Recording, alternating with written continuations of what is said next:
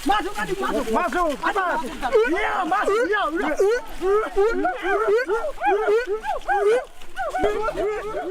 Kayu besi rawa sepanjang 17 meter ini disiapkan untuk membuat salib. Melihat panjangnya, timbul pertanyaan, siapakah yang akan disalib? Siapapun itu, pasti sesuatu yang lebih besar dari mereka. Tapi Frankie Woro, Casimilus Awe, dan warga suku Auyu di Papua Selatan ini tak akan melukai siapapun. Mereka memakai salib ini sebagai tanda perlawanan.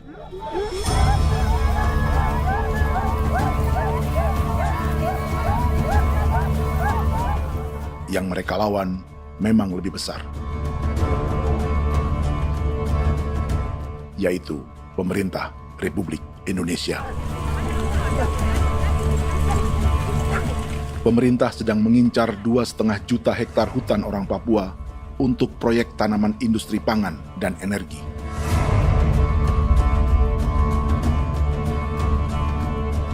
Ratusan kilometer dari salib orang-orang Auyu itu, orang Muyu sedang menyiapkan gerakannya sendiri.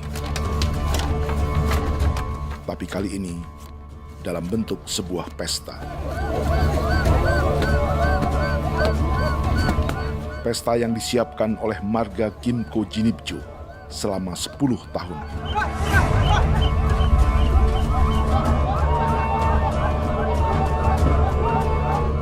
Sosok di marga ini adalah Willem Kimco, orang asli Papua yang tak punya kartu identitas kewarganegaraan manapun.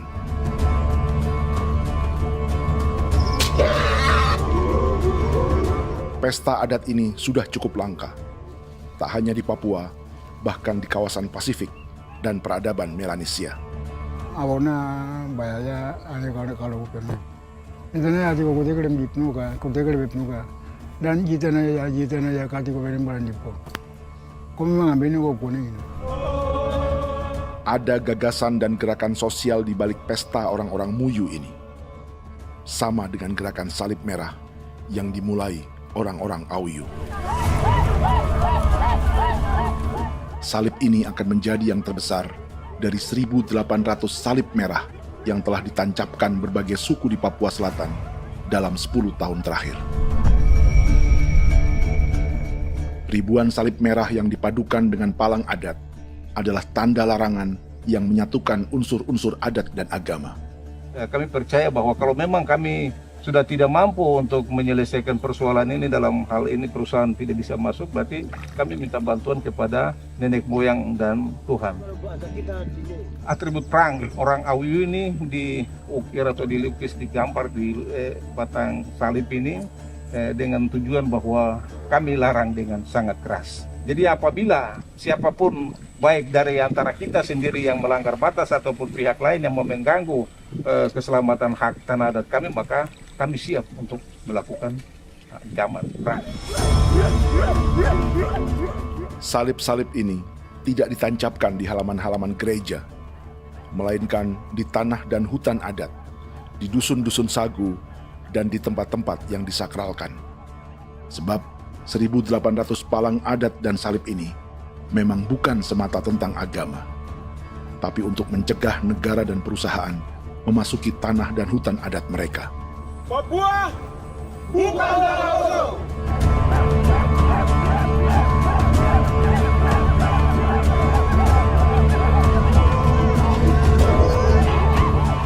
Di zaman TikTok ini, kami ingin menceritakan semua ini lewat film yang pendek.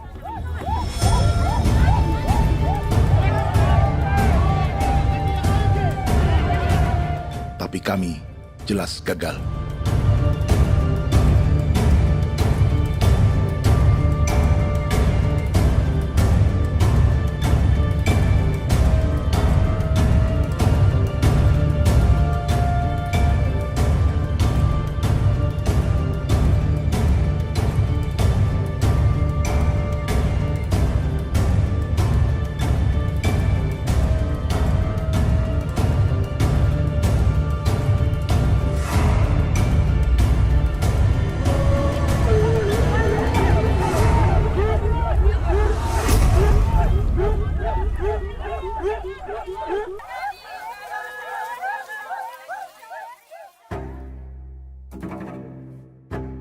Di planet ini, ada 5 pemilik hutan hujan tropis terluas yang tersisa.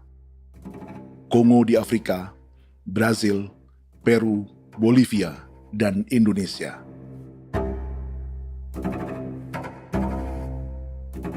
Di Indonesia, satu-satunya pulau yang hutannya masih terjaga adalah Papua, pulau terbesar kedua di dunia setelah Greenland. Lewat sejarah kolonialisme yang panjang, pulau ini kini dikuasai 2 negara. Bagian barat oleh Indonesia yang juga dikenal sebagai West Papua, dan bagian timur menjadi Papua Nugini. Dan tepat di perbatasan ini, di bagian Indonesia, sedang terjadi proyek pemusnahan hutan terbesar di dunia.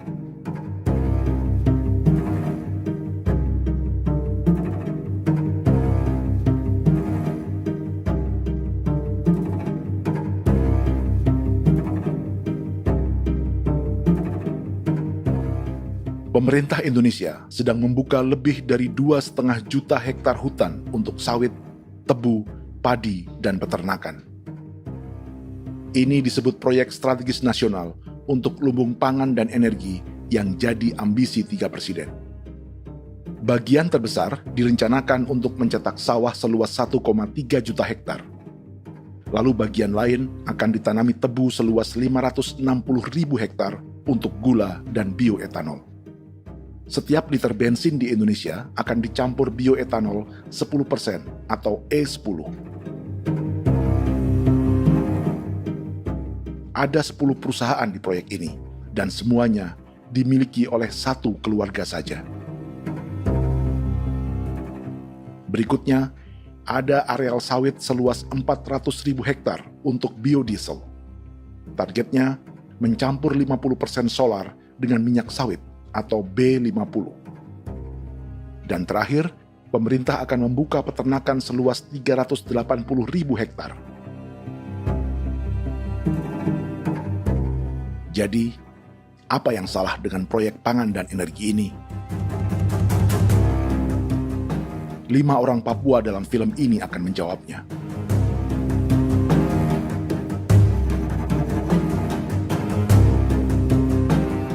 Yang pertama adalah Yasinta Moiwen dari suku Marin.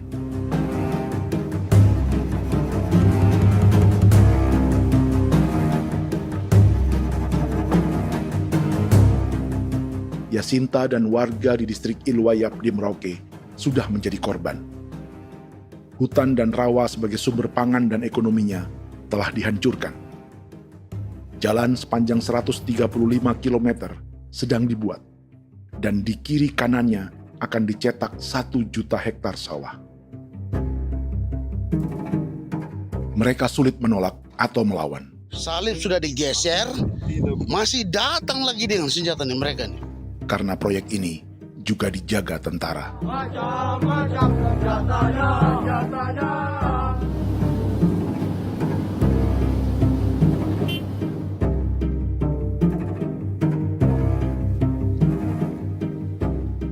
Yang kedua adalah Natalis Buer di distrik Tanah Miring, Merauke. Petani milenial ini merasa ditelantarkan. Sebab setelah hutannya diubah menjadi sawah, sebagian sawah-sawah ini tak tergarap. Orang asli Papua seperti Natalis tak punya modal untuk benih, pupuk, perawatan, hingga ongkos panen.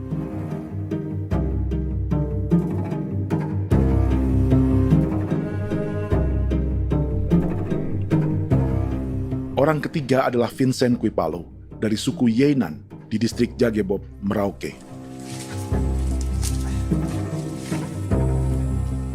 Vincent dan suku Ye sedang menjadi korban. Hutan adat orang-orang Ye sedang dihancurkan untuk perkebunan tebu dan bioetanol. Tanah mereka juga diincar untuk markas-markas militer, pasukan yang akan menjaga proyek pangan dan energi ini.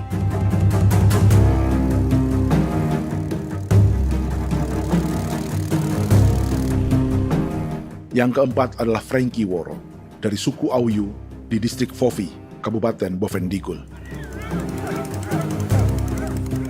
Hutan dan tanah mereka terancam perluasan perkebunan sawit untuk campuran biodiesel atau B50. Orang-orang dari suku Auyu ini adalah calon korban. Merekalah salah satu pelopor gerakan Palang Adat dan Salib Merah. Meski kadang berseberangan dengan gereja yang mereka anggap lebih mendukung pemerintah dan perusahaan. Mereka bahkan sedang merencanakan gerakan yang lebih besar, dengan salib yang lebih besar. Tanah milik Somu Sobisiba itu bahwa tanah ini diciptakan oleh Tuhan dan memberikan warisan kepada kami. Kami ini hanya hak jaga.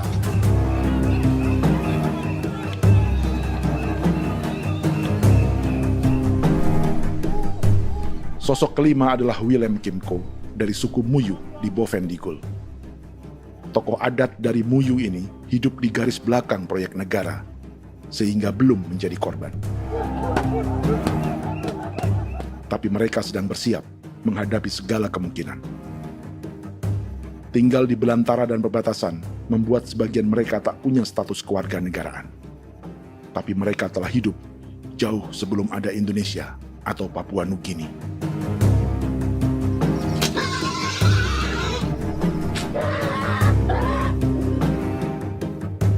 Kelimanya mewakili jutaan orang asli Papua yang sedang terancam eksistensinya.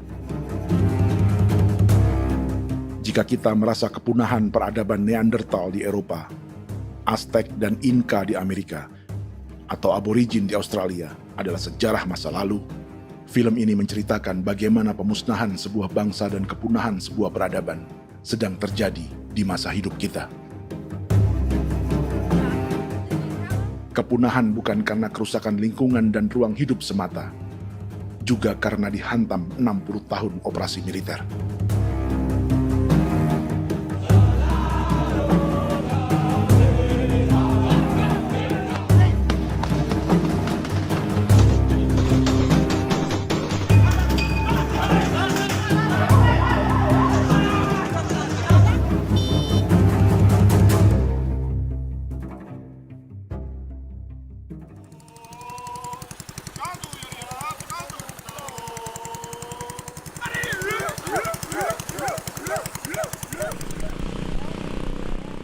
Frankie Woro dan orang-orang Auyu sedang berburu.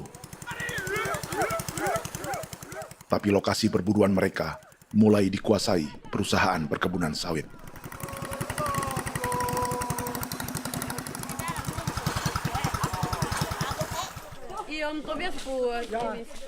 Kita akan menuju arah ke Inabusu. Di sana kami akan masuk di wilayah konsesi perusahaan PT Indo Asiana Lestari, dan di situ ya ada survei-survei mereka yang mereka pernah lakukan, tapi juga kami ada lakukan tanda-tanda saksi di sana.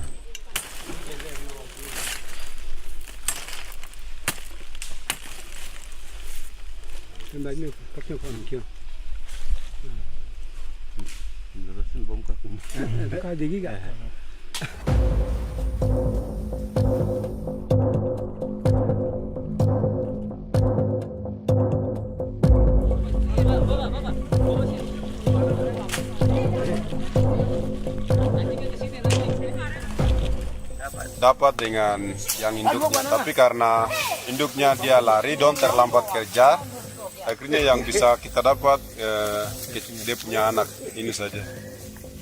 Ini kalau pakai bahan kayak hasil.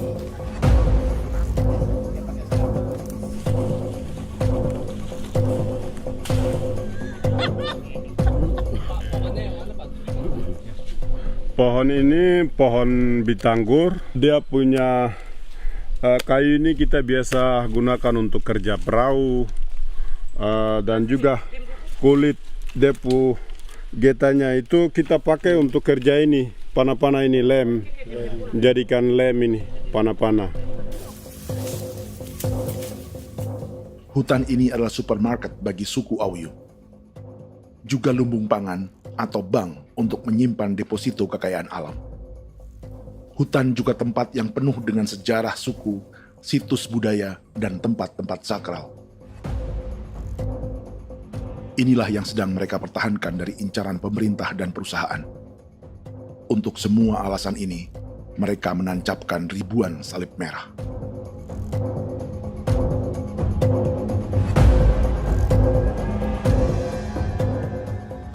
Tapi dari kampung, warga suku Auyu memberi kabar pada Frankie tentang intimidasi oleh aparat negara agar mereka melepas tanah ke perusahaan sawit dan berhenti memasang palang adat dan salib merah.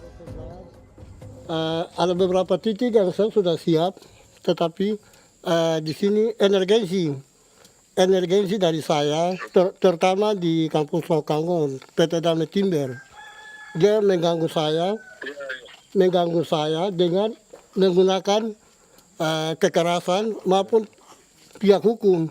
Dan kemarin saya ada pernyataan penolakan secara resmi, tapi masih tetap dengan menggunakan pihak hukum untuk masuk, untuk harus dituntut saya untuk harus diterima perusahaan itu.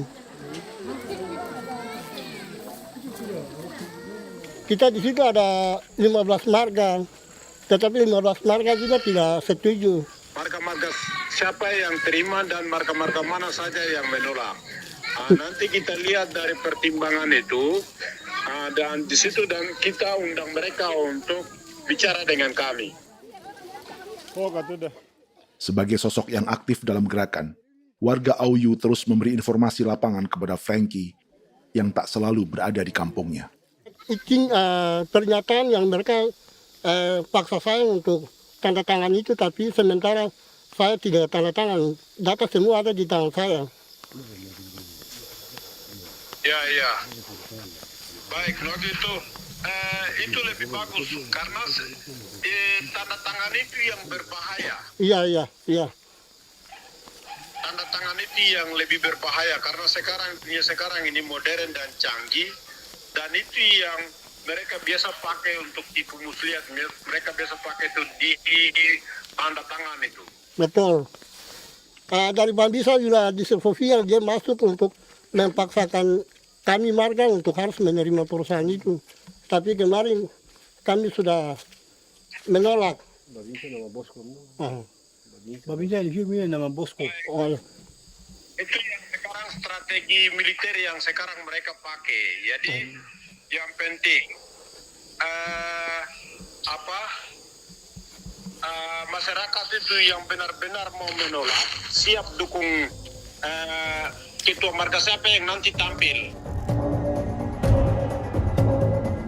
Ini adalah peta konsesi sawit untuk biodiesel dalam proyek strategis nasional. Dan di distrik Fofi inilah, orang-orang Auyu hidup dari sungai dan hutan. Tapi Frankie di Bovendigul masih lebih beruntung. Setidaknya dibandingkan Yasinta Moyen di Merauke yang sudah kehilangan hutan dan rawanya.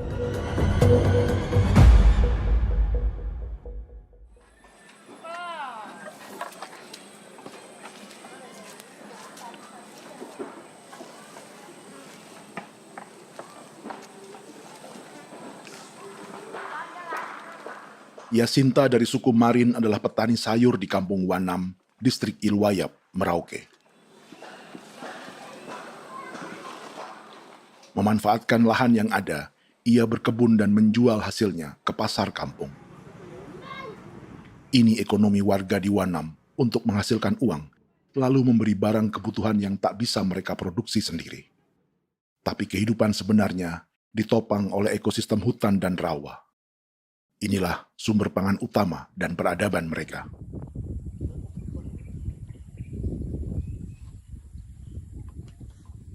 Namun ketenangan ini diusik ketika tiba-tiba pada Mei 2024, di Pelabuhan Wanam datang ratusan alat berat untuk proyek pangan dan energi pemerintah.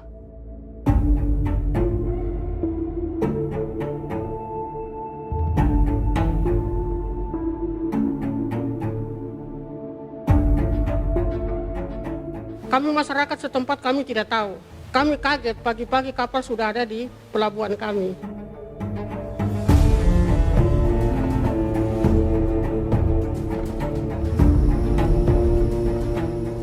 Yasinta Moywen atau Enrika Gebze dan warga lainnya tak pernah diajak bicara atau dimintai pendapat.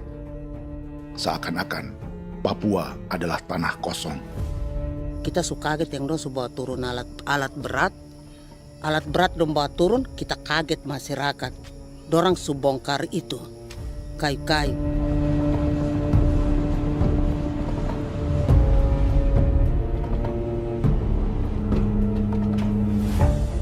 Bersamaan dengan alat-alat berat itu, juga berdatangan tentara Indonesia untuk mengawal proyek pembukaan hutan milik Jacinta.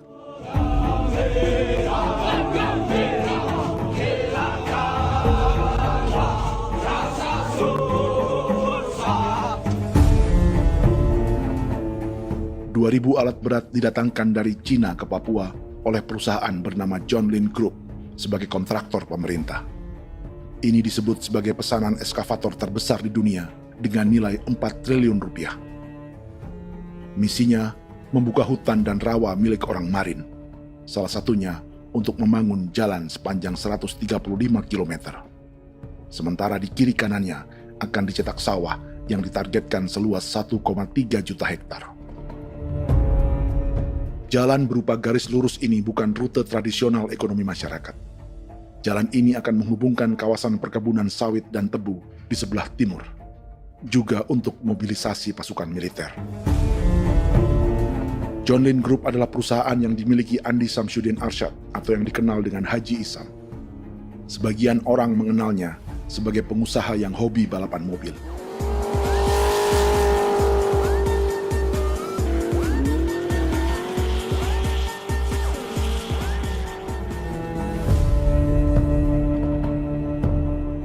Tapi di Kalimantan, ia berbisnis batu bara, perkebunan sawit, pengolahan karet, penerbangan, perkapalan, dan biodiesel. John Lin Group kini juga menjadi pemilik perkebunan tebu dan pabrik gula terbesar di Indonesia. Sayapnya melebar dari Kalimantan hingga ke Bombana, Sulawesi Tenggara. Perkebunan tebu, pabrik gula, dan industri bioetanol inilah yang juga sedang dikembangkan di Papua. Foto ini adalah momen ketika Isam bersama kerabatnya, Menteri Pertanian Amran Sulaiman dan Menteri Pertahanan Syafri Samsudin meluncurkan program biodiesel atau B50 di Kalimantan Selatan. B50 artinya setiap 1 liter solar, 50%-nya akan dicampur minyak sawit. Perusahaannya, PT John Lin Agroraya, menjadi salah satu pemainnya.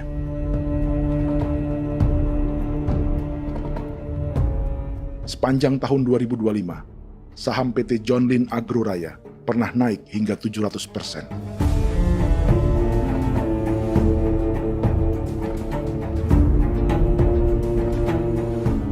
Perusahaan sawitnya yang lain, PT Pradiksi Gunatama, sahamnya bahkan pernah naik 4.000% hanya dalam 1 tahun. Dari harga saham ini saja, nilai kekayaan keluarga Isam diperkirakan mencapai 100 triliun rupiah lebih, menjadikannya salah satu keluarga terkaya di Indonesia dan salah satu pemain penting industri bioenergi. Dan di Papua Selatan inilah sebagian sawit-sawit untuk mendukung program B50 akan ditanam. Inilah tanah orang-orang Wambon, Muyu, Marin, Yei, atau Auyu seperti Frankie Ward.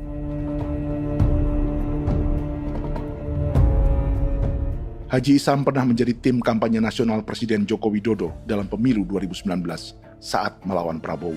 Bintang Mahaputra Utama diberikan kepada Saudara Andi Syamsuddin Arsyad.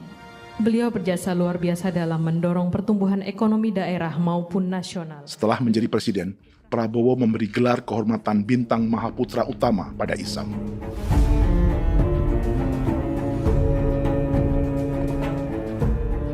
Sejumlah menteri Prabowo, juga kerabat dan orang-orang yang pernah bekerja di perusahaan Isam.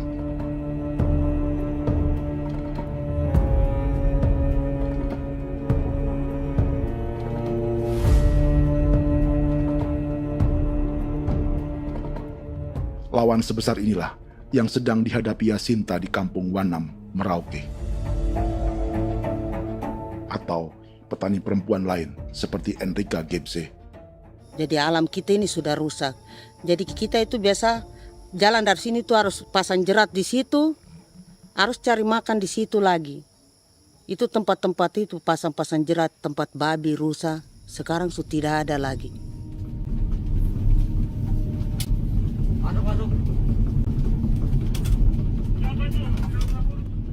Rekaman ini memberi gambaran bagaimana Kasuari kehilangan rumah di bekas hutan dan rawa yang telah dibabat.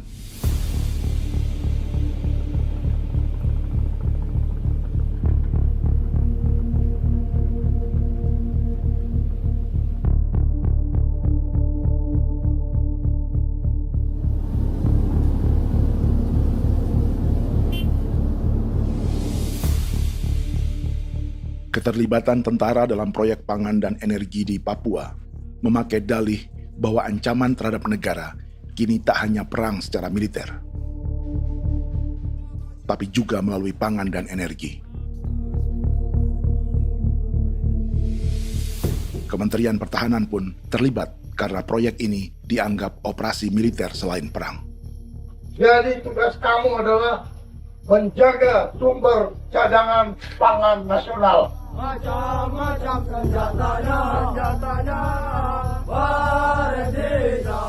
Proyek ini menambah panjang alasan mempertahankan kehadiran tentara di Papua dalam 60 tahun terakhir.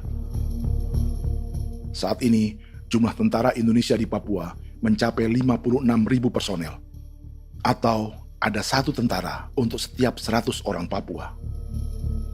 Bandingkan dengan rata-rata nasional, di mana hanya ada 1 tentara untuk 696 penduduk Indonesia. Itu belum termasuk polisi. Artinya, 1 orang Papua dijaga lebih banyak senjata dari rata-rata penduduk Indonesia. Tanah dan hutan diambil secara sepihak untuk kepentingan pembangunan batalion dan bandar antariksa. Ini bentuk perampasan masyarakat.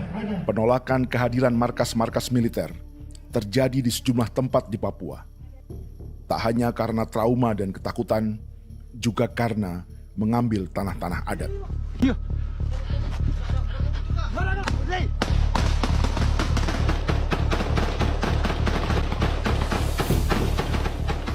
Salah satu alasan mengapa militer terus ditambah di Papua, karena masih ada perlawanan dari Organisasi Papua Merdeka atau OPM selama 50 tahun terakhir. Ayo. Tapi kekuatan militer OPM diperkirakan hanya 1.430 personel dan 360 pucuk senjata. Selebihnya, mereka menggunakan senjata tradisional.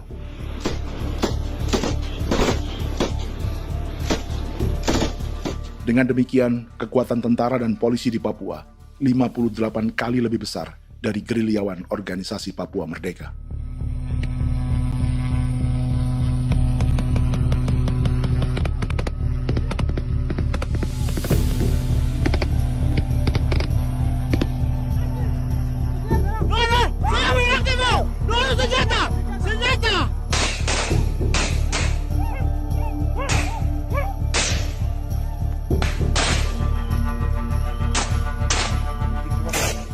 Sebagian tentara berada di garis depan pertempuran, tapi sebagian besar lainnya terlibat operasi non-tempur menjaga proyek pemerintah dan investor swasta. Seperti Batalion Infanteri Teritorial Pembangunan di distrik Jagebob, Merauke ini. Lokasinya bersebelahan dengan konsesi lahan tebu untuk gula dan bioetanol milik PT Murni Nusantara Mandiri. Baik perusahaan maupun markas militer, keduanya mengambil hutan milik suku Ye dari marga Kuipalo. Tapi orang datang tanam ini saja di sini, tanam papan nama ini. Victor Kuipalo menunjukkan apa yang terjadi. Jadi kita juga kaget ini. Nah, kalau ini papan nama ini memang ini papan nama ditanam tapi bukan haknya mereka yang ini. Ini hak kami di sini, hak dusun kami, marga Kuipalo yang punya hak dusun ini. Setelah memasang patok, alat berat mulai bekerja untuk membangun markas militer di tanah orang Ye.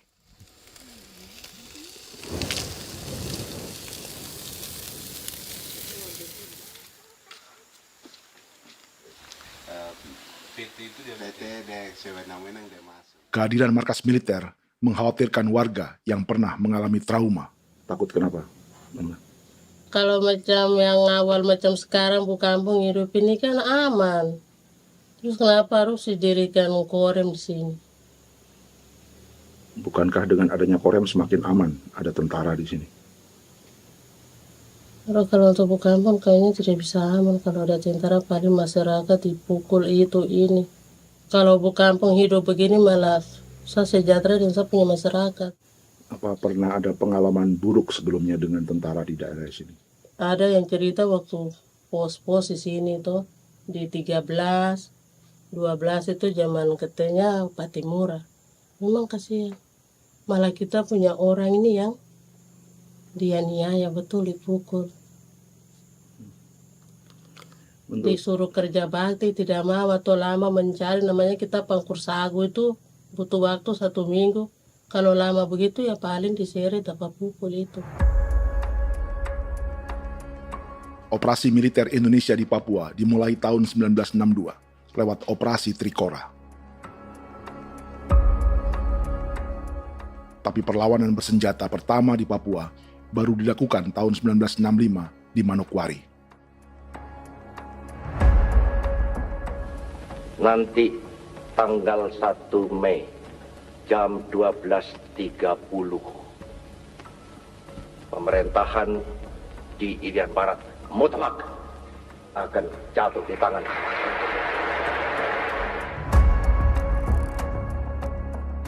Sejak itu, selama 60 tahun, operasi militer untuk menaklukkan Papua terus dilakukan. Salah satu operasi militer paling berdarah adalah Operasi Wibawa untuk memenangkan Indonesia dalam jajak pendapat tahun 1969. 643 orang tewas di Paniai. Lalu disusul 4.146 korban tewas antara tahun 1977 hingga 1978.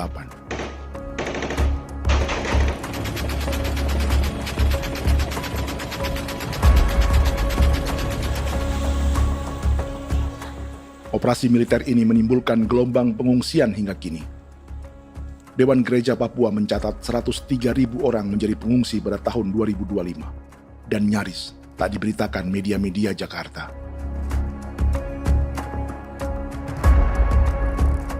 Jumlah pengungsi terbesar tercatat di Nduga yang mencapai 20.000 jiwa. Banyak di antaranya yang sedang hamil, seperti Jubiana, salah satu pengungsi Nduga. O tagarik mesikagi be muguru kumpul selari di namen wane gosel bigari me egirik menene an nimbo mesle bok selar nene wam dak yak lek prak de oi gore bangal no so ndak lo yo nandam yanet ndang no yat de nanen di ko nerwa membri wal marwa egirik mener wa tri ngel no semana o ngal sia kaya ber kumbik nyak masla ore na me wo gosuluk ri namen wani go semane kuman nak wani wani ndemo golok ndak mesri namen bre golok wanak no semana ne nebe minit waru ra kana bi nindige war de mino pragit de laina bulan Maret April yana mana kantan barang na lire na bam ne Jubiana lalu menamai anaknya Pengungsi Kogoya. Selain Jubiana, juga ada Emma dari Maibrat yang melahirkan di hutan. Sampai di kampung gini, katanya bilang ada tentara yang bangun jembatan. Nah, capek itu juga pun masih tahan. Kembali lagi ke hutan lagi. Seperti itu sampai saya jatuh di tengah jalan. Orang sampai terbanting di kayu semuanya. Berasa sakit begitu. Melengkapnya tuh Domika Serli, pengungsi Wako. Masyarakat sipil dari kampung Aitrem sementara mengungsi karena kampungnya sementara dikuasai oleh TNI Polri. Seratusan ribu pengungsi di Papua saat ini jauh melampaui jumlah yang mengungsi ke Papua Nugini tahun 1984, yaitu 10.000 orang karena menghindari operasi militer.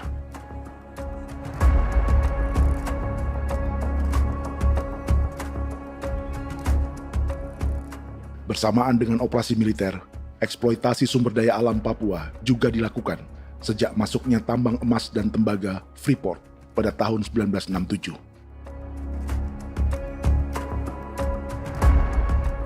Disusul perkebunan sawit awal tahun 1980-an. Lalu ada perburuan buaya untuk diambil kulitnya. Sebelumnya, ada eksploitasi gas alam di Teluk Bintuni, pencarian besar-besaran kayu gaharu, atau pembukaan hutan tanaman industri. Ini belum termasuk perburuan dan perdagangan ikan arwana di selatan Papua, penebangan kayu merbau dari hutan-hutan Jayapura, emas di Blok Wabu Intan Jaya, bahkan nikel di pulau-pulau kecil Raja Ampat. Dan kini, dalam skala yang belum pernah terjadi dalam sejarah, Papua dipaksa mencetak sawah, tebu untuk bioetanol, dan sawit untuk biodiesel.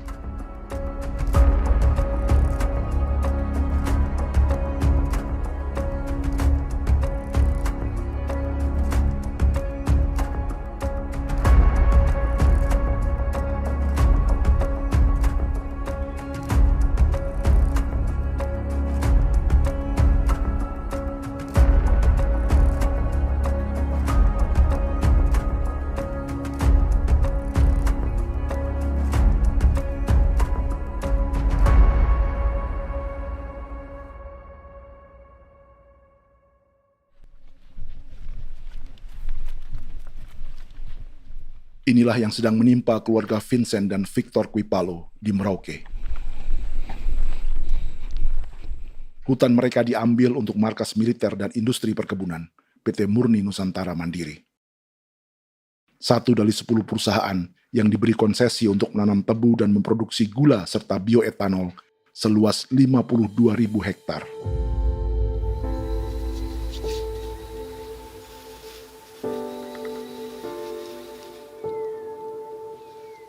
Perusahaan ini dianggap mengambil hutan dan tanah orang-orang Ye, terutama marga Kuipalo, yang memiliki hak adat terhadap 2.300 hektar hutan.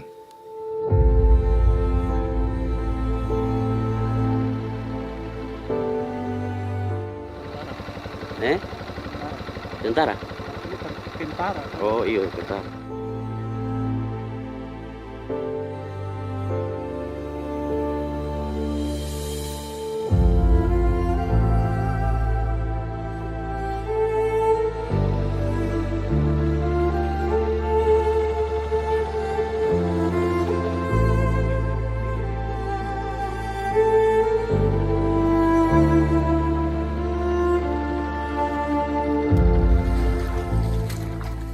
Keluarga Kuipalo sedang melihat apakah perusahaan semakin mengancam tanah mereka. Dan kekhawatiran itu terbukti. Iya, makanya tadi saya bilang ini dari sini saja dekat ini sudah masuk di dalam ujung lapang ini. Ini hutan, yang ini hutan yang orang ada bongkar sekarang ini. Ini sudah punya alat sudah dekat ini. Dekat sekali ini. Ini di sini.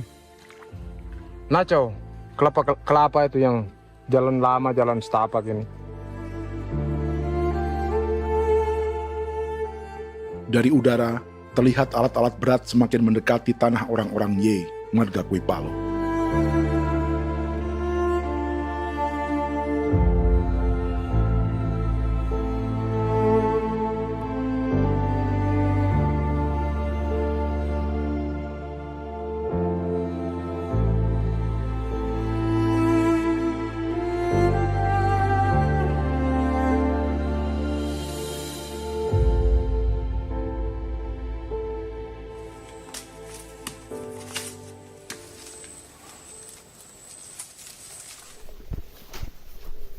Keesokan harinya, Victor dan kerabatnya memberi tanda cat merah di pohon-pohon yang berada di batas tanah mereka.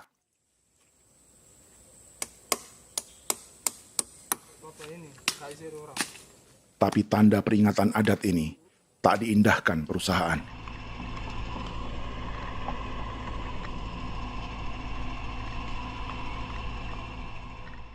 Dua bulan kemudian, perusahaan tetap memasuki tanah marga Kuipalo. Sama. Kami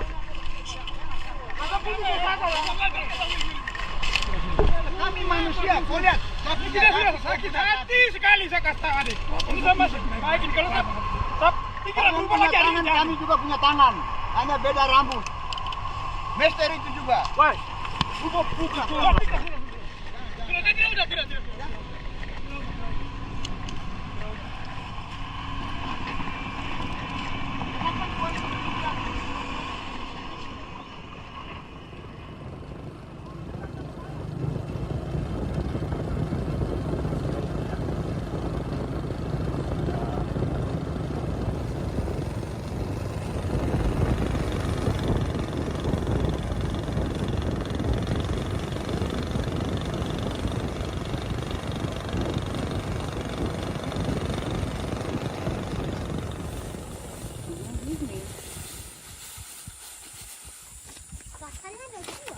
Kita masuk sini.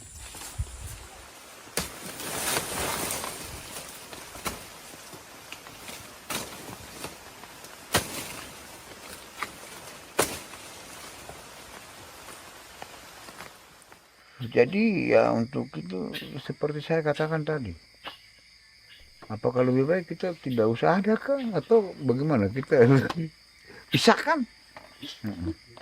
pisahkah dari negara ini kah? Jangankan tuh, saya kemarin bicara sama Daniel, datang sama saya dengan persoalan Kodam ini. Saya bilang, Pak Daniel, kalau lebih baik saya ngungsi ke Papua Nugini. Dia bilang, aduh Bapak jangan begitu. Ya memang, kalau tidak bisa menghargai kami, lebih baik pilihan yang itu yang saya memilih. Lebih baik saya pindah dari sini. Saya mengungsi ke Papua Nugini, di negara tetangga. Masih di laut. Apa? Oh, ini. Tapi saya bilang sama Kapolsek, Pak, Agustus ini, 17 Agustus saya tidak kasih naik bendera merah putih. Saya bendera ada, nanti saya taruh di meja. Bendera saya ada. Karena saya punya pikiran percuma kita ini merasa bahwa kita hidup di bawah naungan merah putih. Ternyata merah putih tidak lindungi kami. Tidak anggap kami sebagai kami rakyatnya. Dia lambang negara. Dan kami menghargai lambang negara itu. Ternyata lambang negara ini, kita bernaung di bawah lambang negara ini, kita tidak dilindungi. Hak kita tidak dihargai.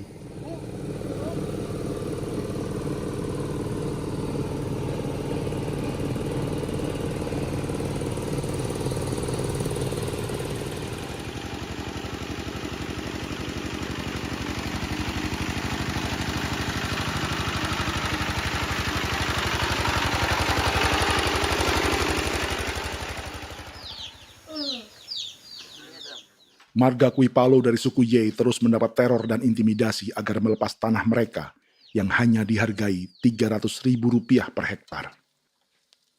Tapi mereka tidak berjualan tanah. Makanya mama itu tidak suka untuk lepas tanah. Untuk apa? Baru di dalam hutan itu ada obat-obat tradisi. Itu sudah Kalau macam ada sayur dalam juga, kita ambil sayur yang dia tumbuh sendiri.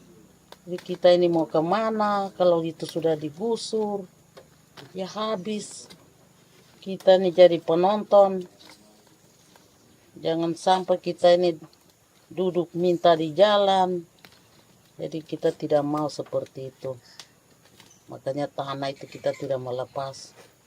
Tapi mungkin orang lain tuh dia senang saja. Lebih baik saya pegang uang merah dulu. Saya bisa beli-beli itu ini. Nanti datang uang sudah habis, gembel. Mau cari kemana lagi, hutan sudah habis. Mau makan ikan di mana, kali sudah hancur.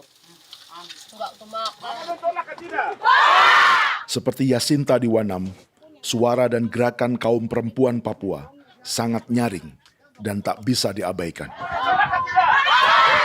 Saya sebagai perempuan tolak untuk perusahaan masuk di sini. Karena kalau saya terima anak-anak saya mau dikemanakan, mau tinggal di mana. Apapun yang terjadi saya tetap tolak. Demi tanah ini saya akan berjuang, demi saya punya anak-anak.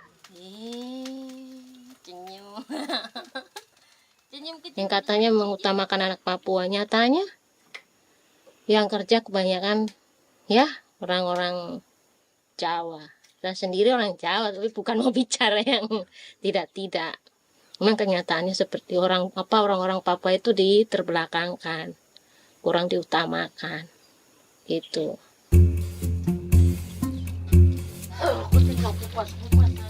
Proyek food estate seperti mencetak sawah bukannya tak diikuti warga Papua.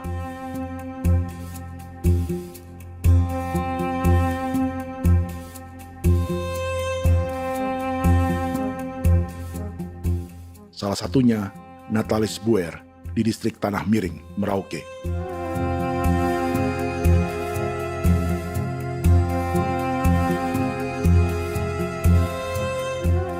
Setelah menghabisi hutan, pemerintah Indonesia mencetak sawah untuk tanaman padi karena beras mulai menjadi makanan pokok menggantikan sagu. Sebagian besar penggarapnya adalah warga transmigran yang datang sejak era 1980-an. Bahkan petani transmigran sudah ada sejak Belanda membuka proyek padi kumbe di distrik Kurik. Lokasi yang sering jadi langganan pejabat Indonesia memamerkan sawah di Papua. Tapi Natalis juga ingin belajar menanam padi atau bersawah. Namun ia kesulitan karena dibutuhkan modal untuk benih, pupuk, hingga pemeliharaan dan panen. Lalu sawah-sawah ini pun mulai dikuasai pendatang.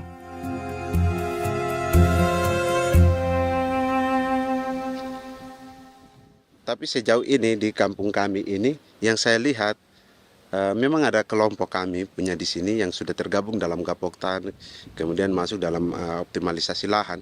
Tapi baru saya anak asli yang punya lahan di sini. Mereka tidak punya. Pemerintah dalam hal ini adalah Kementerian Pertanian bersama-sama Kementerian Pertahanan yang dalam hal ini pada garis di bawahnya adalah TNI Angkatan Darat memberikan support yang maksimal kepada masyarakat khususnya di Merauke dalam rangka. Saya kemarin habis 9 juta. 9 juta ya? Iya, 9 juta karena dia sudah tidak dipakai toh. Ya. Perempuan Papua seperti Filomina juga mau bertani. Pemerintah memberi bantuan Rp900.000 per hektar lewat program optimalisasi lahan atau OPLAH. Tapi dibanding biaya produksi dan harga jual gabah, Filomina mengaku berkali-kali rugi dan kini memutuskan tak lagi menggarap sawahnya. Terus kita harus cari uang untuk kondek. Betul. Karung kita beli. Karung beri sendiri lagi. Tenda kita beli. Ini dari yang offline ini don tidak siapkan. Tidak ada. Tidak ada ya, jadi mama don sendiri. Itu yang saya udah bilang, 900.000.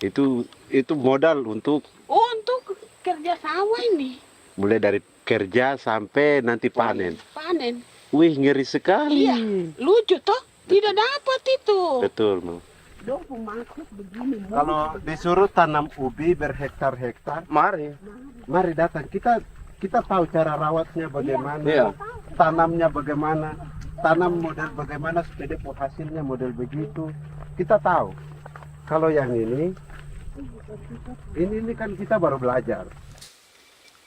Sebagian hutan milik warga Senayu di Merauke sudah dibuka untuk sawah dan kebun tebu oleh PT Global Papua Abadi.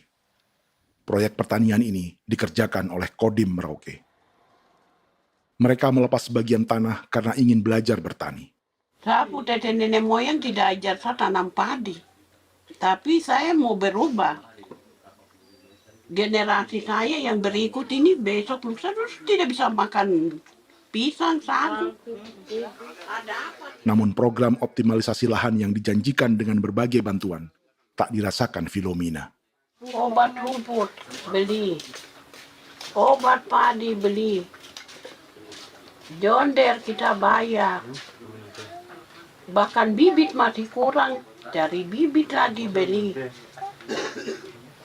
Jadi saya memang kalau program pemerintah saya sama sekali saya tidak suka, baku tipu saya.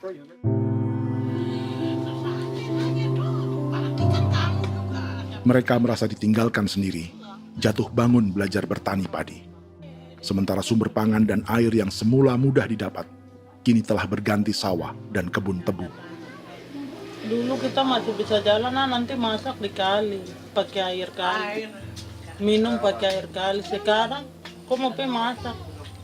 Tidak ada air. Air sudah susu, mau minum tidak bisa.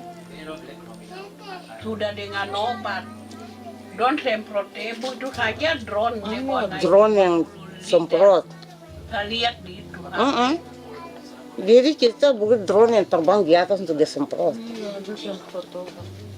Dong lempar pupuk di bawah ya dia mengalir ke kali. Mengalir ke kali, ke rawa-rawa.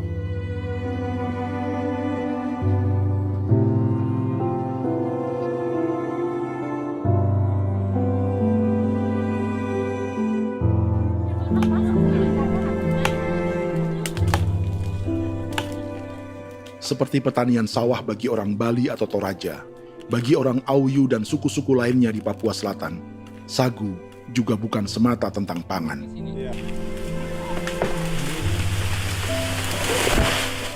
Bagi orang Auyu dan Marin, sagu adalah kerabat, sosok orang tua, sosok nenek moyang yang harus dijaga dan dilindungi. Lagi bikin apa mama ini mama? Pakai toko itu sagu.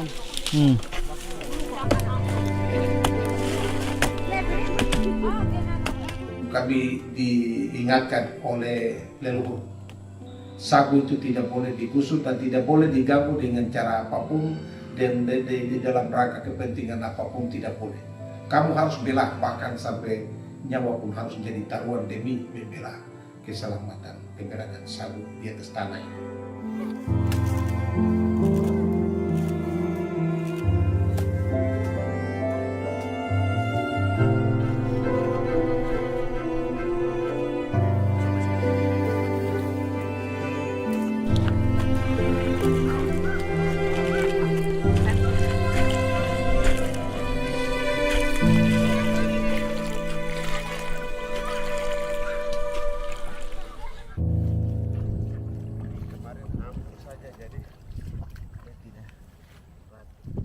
Menurut Natalis, pemerintah di Jakarta mendefinisikan lumbung pangan semata urusan beras dan mencetak sawah.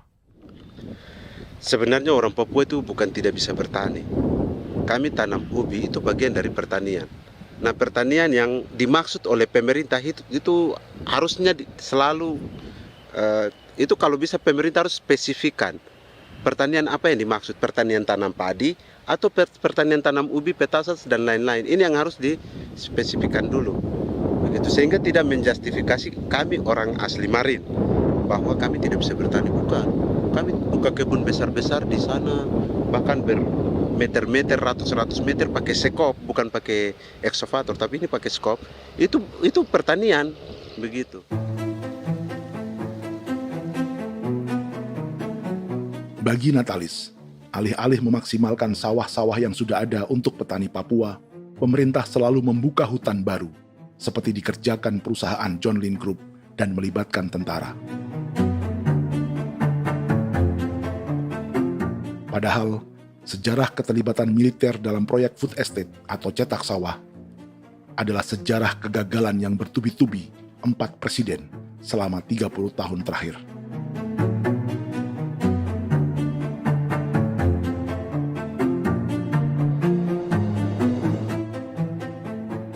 Papua bukan yang pertama menjadi proyek lumbung pangan yang melibatkan tentara.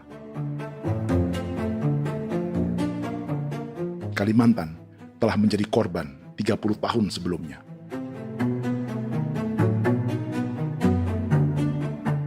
Ini adalah bekas hutan yang sudah dibuka di Pulang Pisau, Kalimantan Tengah. Tahun 1996, di era Presiden Jenderal Soeharto, ia menghabisi 1 juta hutan di lahan gambut untuk mencetak sawah demi memenuhi ambisi swasembada beras, bukan swasembada pangan. Hutan tropis Kalimantan dihabisi dalam skala yang belum pernah terjadi dalam sejarah. Di bawah rezim militeristik, tak ada yang berani melawan keinginan Soeharto, termasuk orang Dayak seperti Kuneng. Nggak bisa dihalangi itu. Nggak boleh dihalangi. Ya kalau ada kata-kata aja menghalangi, sudah kita diseret ke kepolisian dulu. Atau bisa langsung di PKI-kan. Iya, di PKI-kan gitulah. Jadi kita tuh nggak berani apa-apa dulu tuh. Ya. Apa maunya aja. Misal bilangnya A.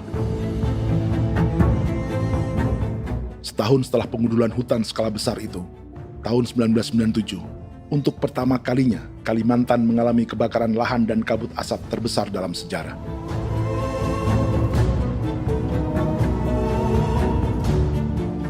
Sebagai ilustrasi, ini kondisi kabut asap tahun 2015.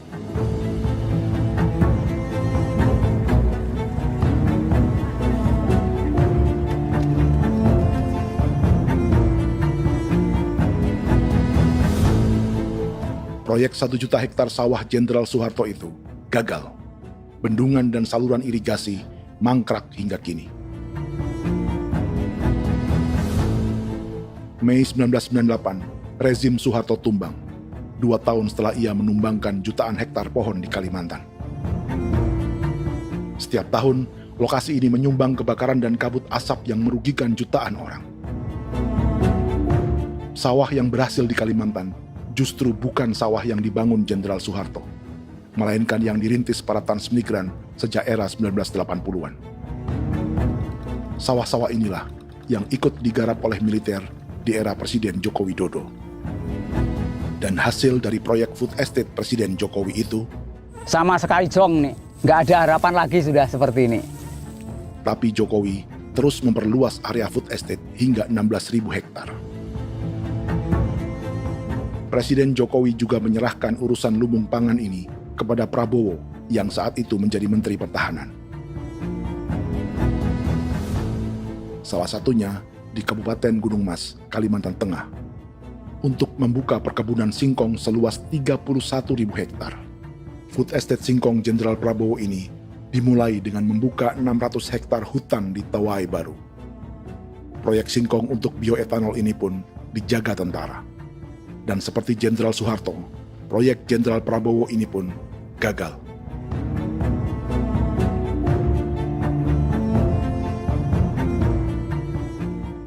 Dengan reputasi ini, Joko Widodo dan Prabowo justru sedang membuka 2,5 juta hektar di Papua.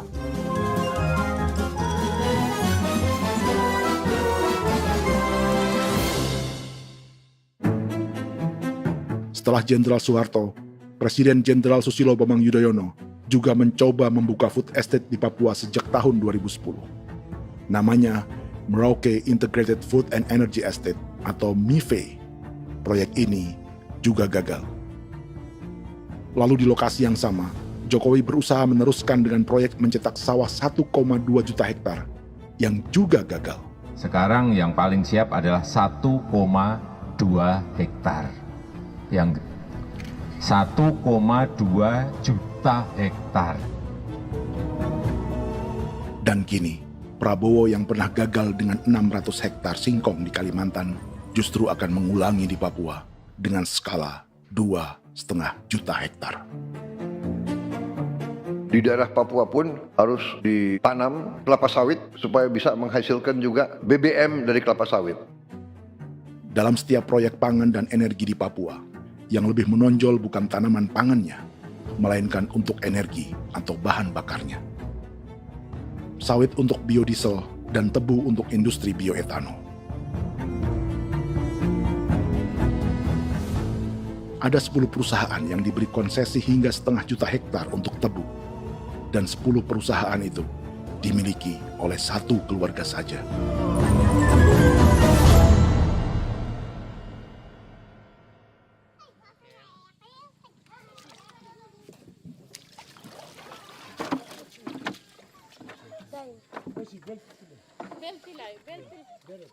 Para perempuan Auyu di Bovendigul akan berangkat memancing. Priska Beni membantu menyiapkan perahu.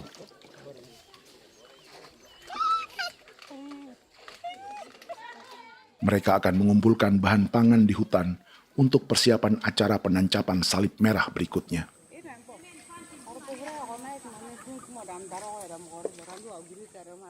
Priska sudah mengambil posisi memancing.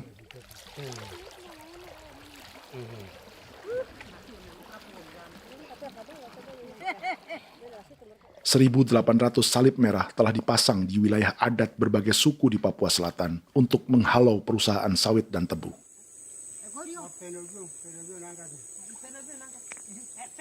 Maria Tebung yang paling muda datang membawa hasil. 2 ekor ikan gastor, alias gabus toraja. Sebagai generasi Z, pendidikannya sampai sekolah dasar.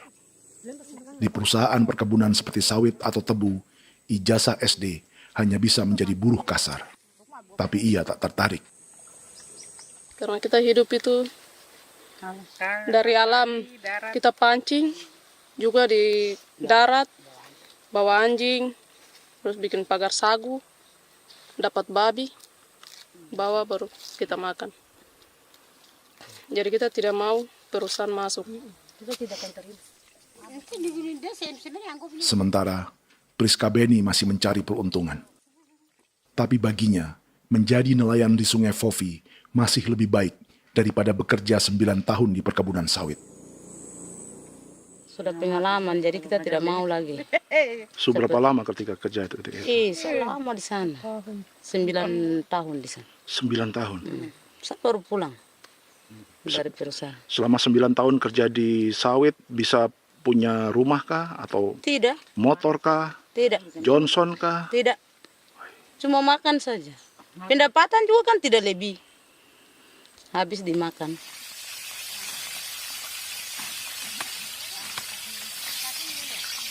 Satu minggu libur berapa hari? Tidak libur. Minggu tetap kerja? Tetap kerja. Tidak bisa ke gereja? Hari Minggu kerja. Hari Minggu juga kerja. Dia tidak mengenal agama perusahaan itu. Di grup perusahaan sawit Korindo, Priska digaji 2 juta rupiah per bulan dan tinggal di mes karyawan. Tapi gaji itu dipotong bahan makanan atau BAMA rata-rata 1 juta rupiah setiap bulan. Korindo adalah grup perusahaan yang salah satu usahanya adalah hutan tanaman industri dan sawit di Bovendigul dan Merauke. Di Papua, mereka memakai bendera PT Tunas Sarwa Ema. Perusahaan ini pernah memberi bantuan pada Keuskupan Agung Merauke. Keuskupan Merauke belakangan mengeluarkan pernyataan mendukung proyek strategis nasional di Papua. Umat Katolik yang memprotes sikap gereja tersebut ditangkap polisi. Jadi selama 9 tahun tidak bisa nabung? Tidak.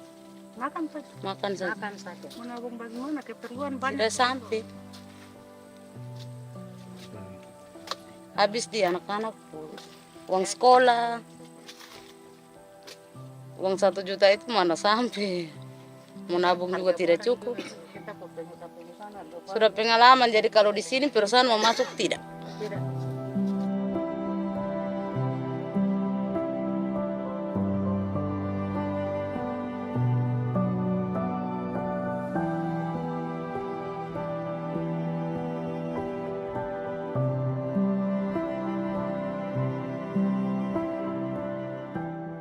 Dan menu makan siang seperti ini agaknya sulit bagi buruh sawit atau tebu yang digaji 2 juta rupiah per bulan. Generasi Z seperti Maria Tebung atau generasi milenial seperti Priska Beni punya matematika ekonominya sendiri. Sawit untuk biodiesel atau tebu untuk bioetanol tak akan ada bedanya bagi mereka.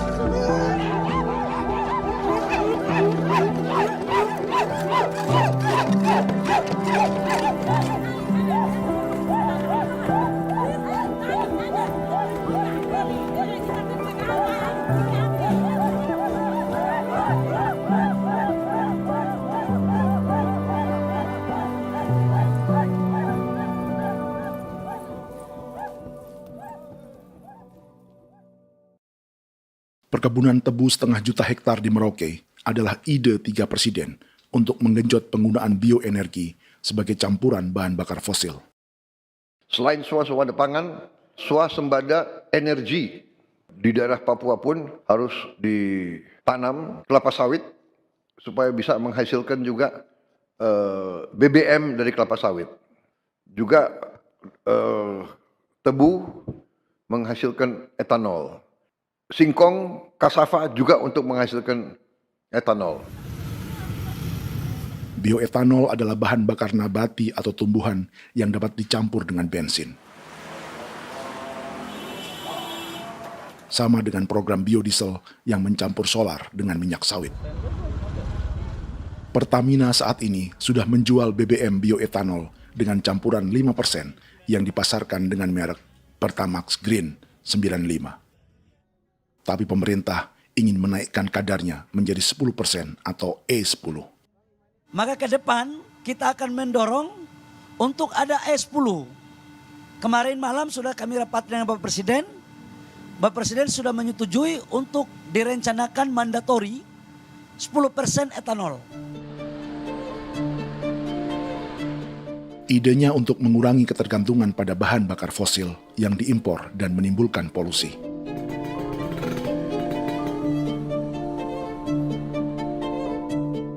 Tapi bioetanol bukannya tak mengorbankan lingkungan, hutan, rawa, dan manusia.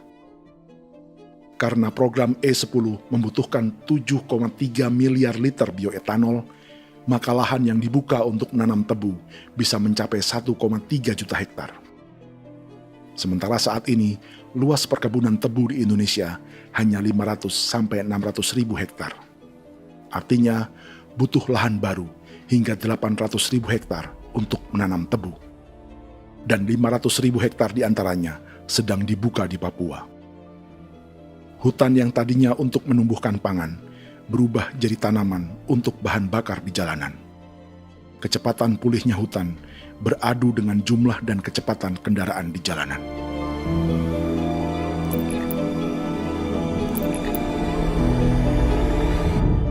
Dahaga terhadap energi tak pernah bisa dipuaskan. Setelah minyak sawit untuk biodiesel, dunia kini merambah singkong, jagung, dan tebu untuk bioetanol. Benua Amerika, Eropa, sebagian Afrika, hingga separuh Asia kini mulai memakai bioetanol sebagai campuran bahan bakar.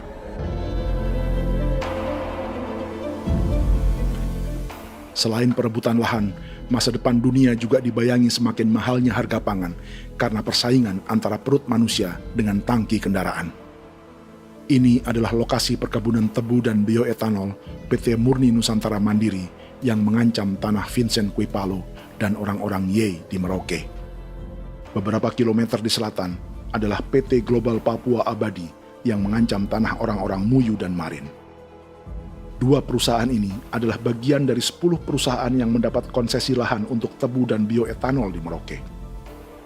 Batas konsesi mereka bahkan sama dengan batas negara Indonesia dengan Papua Nugini. Salah satu ciri bahwa peta konsesi ini dibuat di Jakarta dari atas meja. Sama seperti kolonial Inggris dan Belanda ketika mereka membagi Pulau Papua dengan garis lurus pada abad 19. Seakan Papua adalah tanah kosong. Bedanya, meski peta konsesi ini mengatur batas 10 perusahaan, tapi perusahaan-perusahaan ini sebenarnya dimiliki oleh satu keluarga saja. Ini nama 9 dari 10 perusahaan tebu dan bioetanol di Merauke, Papua. 99% saham mereka dimiliki sebuah perusahaan bernama PT Merauke Nusantara Manis. Sementara 1% sisanya dimiliki PT Merauke Gula Mandiri. Tapi saham kedua perusahaan ini dimiliki PT Merauke Sugar Group. Dan perusahaan ini, 90% sahamnya dimiliki pengusaha bernama Angelia Bonaventure Sudirman, serta perusahaan bernama Zico Trust dan Resource Harvest. Lalu 10% lainnya dikuasai PT Papua Energi Abadi, yang pemiliknya adalah Dudi Christian dan Angel Madeline. Sekarang, mari kita lihat siapa mereka. Angelia Sudirman adalah keponakan dari salah satu konglomerat sawit Indonesia, Martias Fangiono. 9 perusahaan di Papua ini berada di bawah bendera Merauke Sugar Group. Dan Merauke Sugar Group hanya satu dari 7 grup perusahaan milik keluarga Fangiono.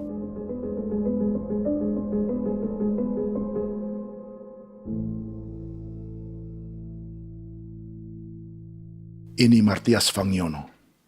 Seperti Haji Isam, Martias selama ini dikenal sebagai pengusaha sawit yang kini merambah bisnis tebu dan bioetanol. Ini momen saat penanaman perdana tebu di Merauke bersama Presiden Joko Widodo Juli 2024. Di sini juga ada anak Martias Fangiono, yaitu Wirastuti Fangiono. Wirastuti adalah salah satu yang menonjol dari keluarga Fangiono. Tahun 2025, Forbes mencatatnya sebagai konglomerat termuda dengan kekayaan 23 triliun rupiah yang mengendalikan 2 grup usaha, FAP Agri dan Surya Dumai Industri. Keduanya adalah perusahaan sawit dan biodiesel. Anak dan bapak ini adalah investor utama bagi Jokowi dan Prabowo untuk proyek tebu dan bioetanol di Papua. Sementara yang ini adalah Martua Sitorus, pemilik raksasa agribisnis dunia, Wilmar International, yang juga memegang konsesi sawit di Papua lewat berbagai perusahaan. Tapi Martua kini memakai bendera baru, yaitu KPN Corporation atau Karunia Prima Nastari. KPN inilah yang memiliki kelindan bisnis dengan keluarga Fangiono untuk proyek tebu Merauke. Apalagi grup Wilmar yang didirikannya juga pemain gula utama di Australia. Tahun 2010, Wilmar membeli 100% saham perusahaan gula terbesar Australia, Sucrogin. Akuisisi senilai 1,5 miliar dolar Amerika ini langsung menjadikan Wilmar pemain tebu terbesar kelima dunia. Sebagian bibit tebu yang ditanam di Merauke adalah varietas yang dikembangkan Lembaga Riset Gula Australia atau Sugar Research Australia. Sugar Research Australia lalu menjalin kontrak pengembangan bibit dengan PT Global Papua Abadi milik Fangiono. Tapi masalahnya, Sugar Research Australia adalah badan publik yang tugasnya memajukan petani tebu dan sebagian dananya berasal dari pajak warga Australia. Itu artinya, warga Australia membiayai pengembangan bibit tebu untuk investor dan pemerintah Indonesia. Dokumen ini menunjukkan bahwa lembaga yang dibiayai warga Australia itu pernah memiliki kontrak penyediaan bibit dengan PT Global Papua Abadi milik keluarga Fangiono. Kontrak itu baru berakhir pada November 2024. Artinya, saat Presiden Jokowi dan keluarga Fangiono menanam bibit tebu pada Juli 2024 ini, kontrak itu masih berlaku. Nama lain dalam keluarga ini adalah Siliandra Fangiono, yang pada tahun 2024 dijuluki Raja Sawit Termuda dengan kekayaan 39 triliun rupiah dalam catatan Forbes. Ia mengendalikan grup First Resources. Secara umum, keluarga Fangiono memiliki 20 perusahaan di Sumatera, 32 perusahaan di Kalimantan, 1 di Jakarta, 2 di Singapura, dan 25 perusahaan di Papua. Di Papua, perusahaannya tersebar dari Sorong, Mapi, hingga Merauke. Para politikus dan pejabat Indonesia terus membesarkan konglomerasi, meski Martias Fangiono pernah divonis 1,5 tahun penjara karena kasus pembalakan liar dan kebun sawit ilegal tahun 2007. Sementara tahun 2022, Wilmar terlibat kasus korupsi ekspor minyak sawit dan divonis mengembalikan kerugian negara 11,8 triliun rupiah. Tumpukan uang ini disebut sebagai pembayaran dari grup Wilmar yang diterima secara simbolis oleh Presiden Prabowo pada Juni 2025 lalu. Tapi peran raksasa biodiesel dan bioetanol dunia ini belum akan surut di Indonesia. Bahkan sebaliknya. Sebuah dokumen presentasi bisnis dari Wilmar International Limited pada tahun 2010 ini bisa menjadi petunjuk. Presentasi ini bagian dari proses pembelian 100% saham raksasa tebu Australia, Sucrogin. Dalam presentasi ini, Wilmar mengaku ditawari konsesi lahan 200.000 hektar di Papua, atau dulu disebut Irian Jaya, untuk menanam tebu. Dengan penerbangan hanya 2,5 jam dari kantor Sucrogin di kota Townsville ke Merauke, Wilmar akan mengawinkan bisnis gula dan bioetanolnya menjadi pemain dunia. Dan lokasi yang diincar oleh Wilmar adalah distrik Ilwayap di Merauke, kampung halaman Yasinta Moiwen. Dan persis disinilah 14 tahun kemudian ribuan eskavator John Lynn Group milik Haji Isam mulai membuka hutan sebagai kontraktor pemerintah. Presentasi dan gagasan ini dibuat oleh Wilmar pada Juli tahun 2010. Sebulan kemudian, Agustus 2010, pemerintah Presiden Susilo Bambang Yudhoyono meluncurkan proyek Lumbung Pangan dan Energi Merauke atau Merauke Integrated Food and Energy Estate. Targetnya membuka lahan 1 juta hektar dalam 5 klaster yang masing-masing 200.000 hektar. Angka yang sama dengan presentasi Wilmar. 5 tahun kemudian, 2015, giliran Presiden Joko Widodo yang mau melanjutkan proyek pangan dan energi 1,2 juta hektar. Menjelang pensiun sebagai presiden, Jokowi kembali menggencarkan proyek ini dan melibatkan Prabowo sebagai Menteri Pertahanan. Jokowi lalu mendukung Prabowo sebagai presiden berpasangan dengan anaknya, Gibran Rakabuming Raka sebagai wakil presiden. Kini, setelah menjadi presiden, giliran Prabowo yang melanjutkan proyek bioetanol dan biodiesel dengan memobilisasi militer dan melibatkan pejabat-pejabat yang juga para elit partai koalisinya.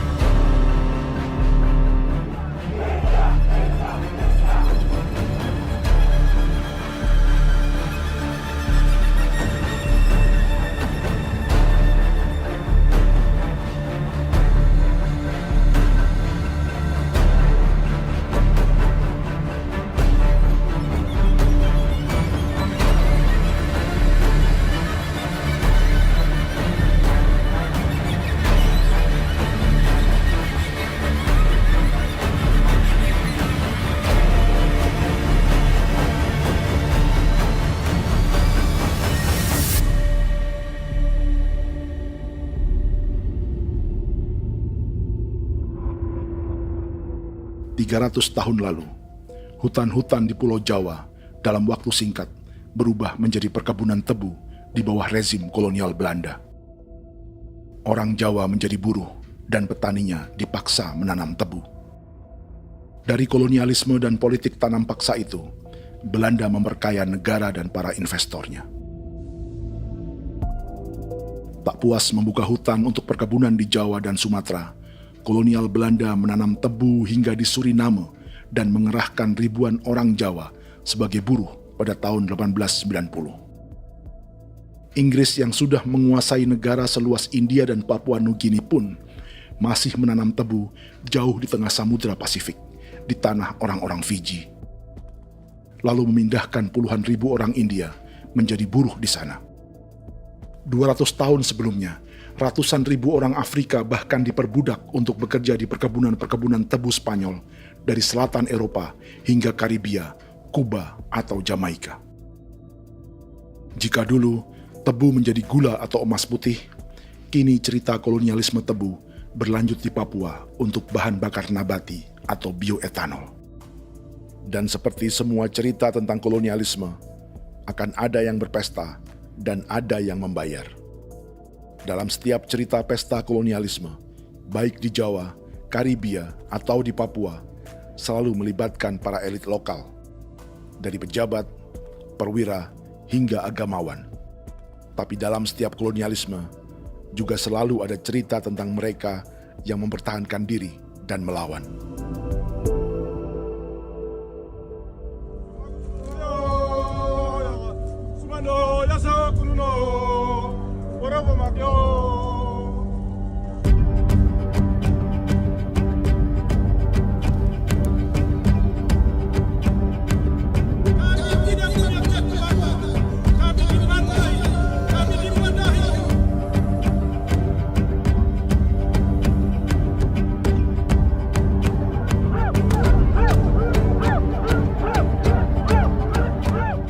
Dalam sejarah Gereja Katolik banyak pemimpin-pemimpin yang adalah tanda petik itu adalah Judas-Judas juga.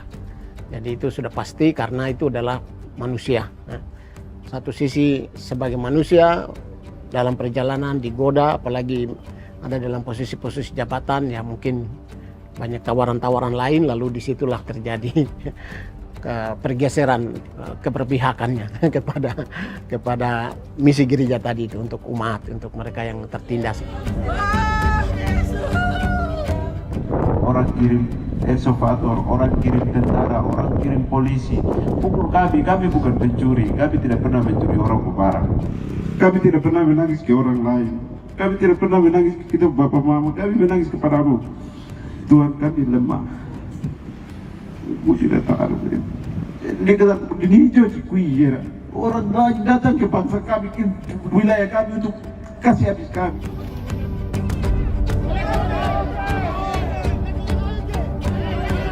Ya Hakimam Dehi, Ya Hakimam Dehi, Bono Ya Hadikul Dehi, Bono Ya Hadikul Dehi. Kita buat sasi seperti begini untuk menolak perusahaan apapun yang masuk di tanah kami. Kalau kita kasih, kita bikin rusak sekarang, kita punya generasi berikutnya mau dapat kemana. Jadi kita nyatakan sikap di sore hari ini, kami tolak. Apa yang dilakukan pemerintah untuk PSN adalah kejahatan. Pemerintah bagian dari kejahatan, aktor perusak dan pembunuh terhadap negara, terhadap alam, hutan, terhadap manusia. Jadi negara jadi aktor pembunuh. Jadi Pilatusnya siapa? Negara, pemerintah Jakarta ini. Tanah Wiu bukan kosong. Masyarakat adat kami masyarakat. Perusahaan tolak. Biar asal.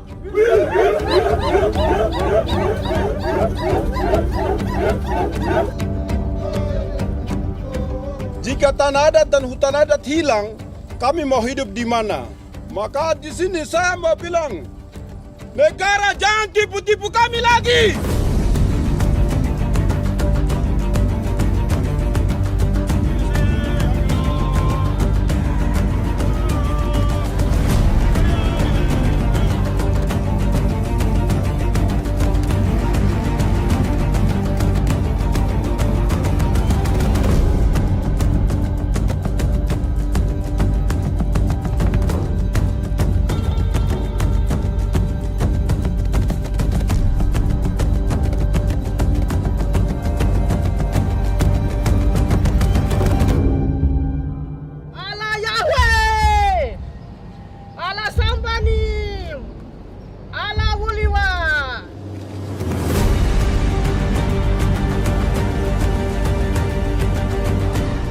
Kalau kami dianggap orang Papua itu bagian daripada Republik ini, tolong hargai kami.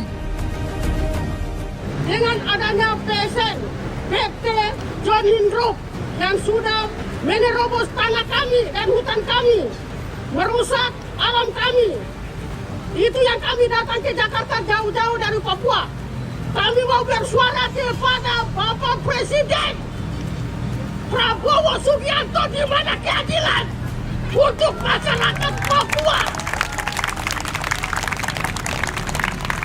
Tolong lihat masyarakat Papua yang sudah mati. Kami bersepakat menyatakan, 1. Gereja-gereja di Indonesia mendukung masyarakat adat yang menolak proyek strategis nasional di tanah Papua. 2. Gereja-gereja di Indonesia menolak militerisme dan otoritarianisme di Indonesia.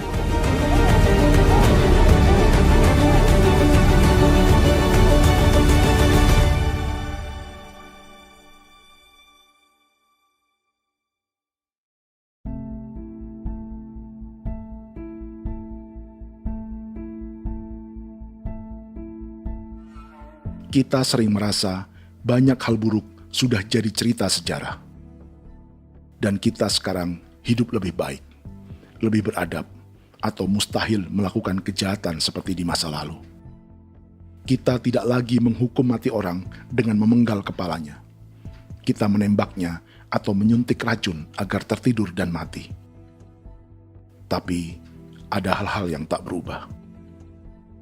Salah satu pembantaian yang kuat di ingatan kita adalah kejahatan Nazi atau genosida di Rwanda. Padahal pembantaian juga sedang terjadi di masa kita, seperti di Gaza, Palestina. Penghancuran sebuah peradaban seperti Indian di Amerika atau aborigin di Australia juga kita anggap masa lalu. Sekarang kita merasa lebih baik dan lebih toleran.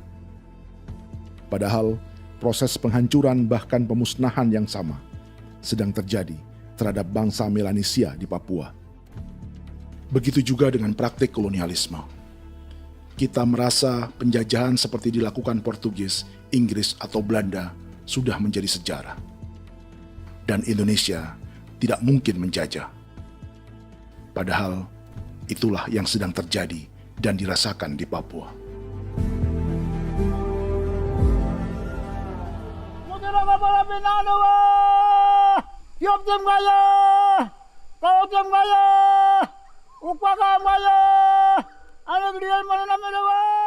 Jalannya sejarah ini disadari Willem Kimco di pedalaman Bovendigol, Papua. Hidup terpencil dan tak tersentuh urusan negara bukan berarti selalu aman.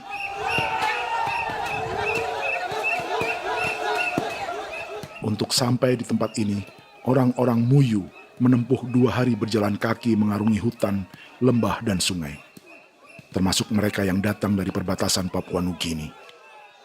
Mereka berkumpul untuk memenuhi undangan pesta adat yang disebut Awon Atatbon atau Pesta Babi. Yang mengundang adalah marga Kimco Jinipjo. Yang dituakan di marga ini adalah Willem Kimco. Ia tak punya kartu tanda penduduk dan kewarganegaraan manapun, baik Indonesia atau Papua Nugini. Tahun 1984, 10.000 orang Papua, terutama suku Muyu, mengungsi ke Papua Nugini untuk menghindari operasi militer Indonesia, termasuk Willem Kimco.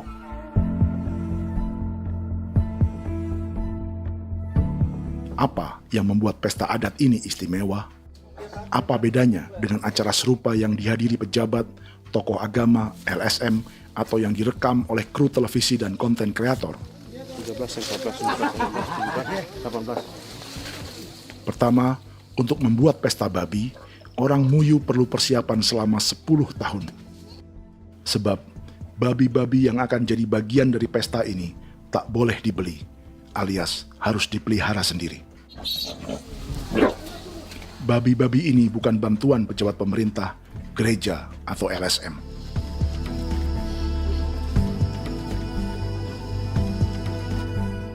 Yang kedua, babi-babi ini tidak dipelihara di kandang. Jadi punya nama babi ini kah? Harimau. Harimau? Harimau. Dia kulit dengan ini bulu di harimau, macam harimau begitu kan, kasih nama harimau. Setelah diberi nama, mereka dilepas liarkan di hutan sejak kecil. 10 tahun kemudian, jika tiba saatnya pesta, para pemburu akan mencari mereka di dalam 479 hektar hutan milik marga Kimco. Suku atau marga lain tak akan mencurinya di hutan, karena mereka sudah punya babi dan wilayah masing-masing. Itu artinya mereka harus tetap menjaga dan mempertahankan hutannya agar babi-babi bisa hidup. Demikian juga dengan lahan pangan mereka, yang menumbuhkan sagu, keladi, atau aneka sayuran.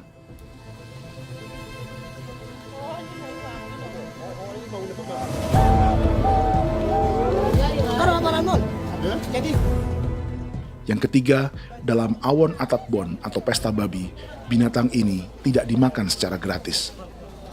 Setiap marga atau klan dalam suku Muyu akan membayar jerih payah tuan rumah menjaga hutan dan memelihara babi.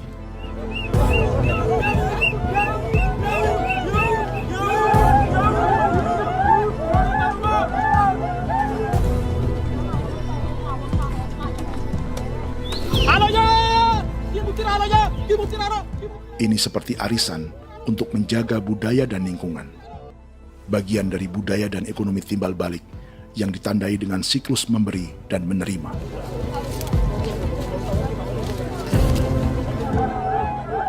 Ini juga cara orang Muyu membangun dan memperluas aliansi.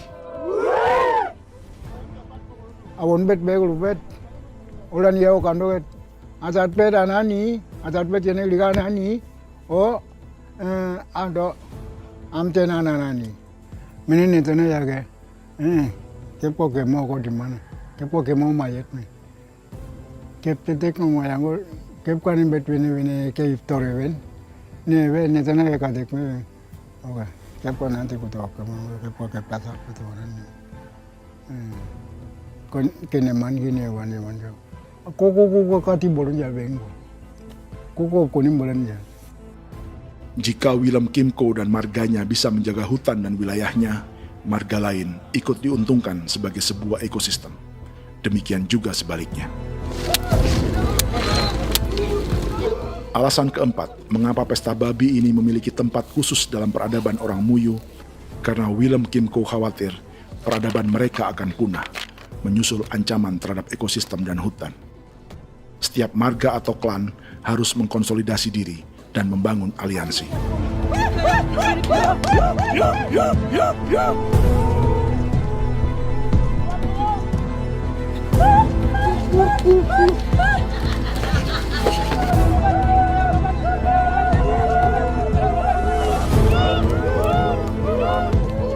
Kekhawatiran Willem dan orang-orang Muyu tak berlebihan.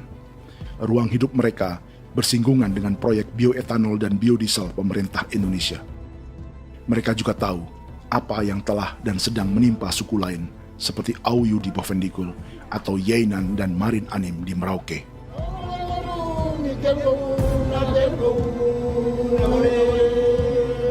Jika suku-suku lain menggunakan palang adat dan salib merah sebagai gerakan perlawanan, orang-orang Muyu memakai pesta babi untuk mempersiapkan diri dan konsolidasi. Sebab, berbeda dengan saat mengungsi tahun 1984, kali ini yang datang ke tanah orang-orang Muyu tak hanya tentara, juga alat-alat berat bersama para pebisnis pangan dan energi.